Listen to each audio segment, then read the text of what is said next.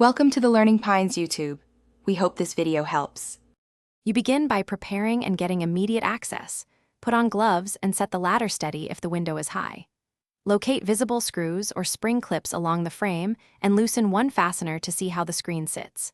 Once done, open the sash or remove the interior stop carefully so the frame can tilt inward. This exposes the mesh edge and spline.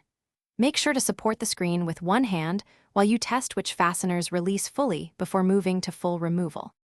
You now focus on releasing the frame without warping it. Hold the screen steady and remove screws or depress spring clips evenly across the top and bottom.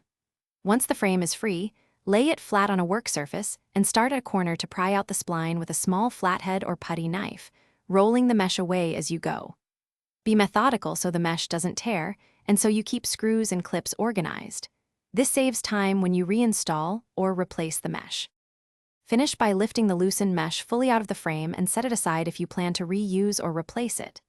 Clean the spline channel with a brush and vacuum any debris, and check the frame for bends, corrosion, or rot so you can repair before reinstalling a new screen.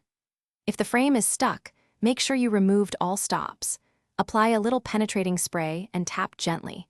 If that fails, remove surrounding trim to free the frame. Then proceed with replacement or repair. Thanks for watching.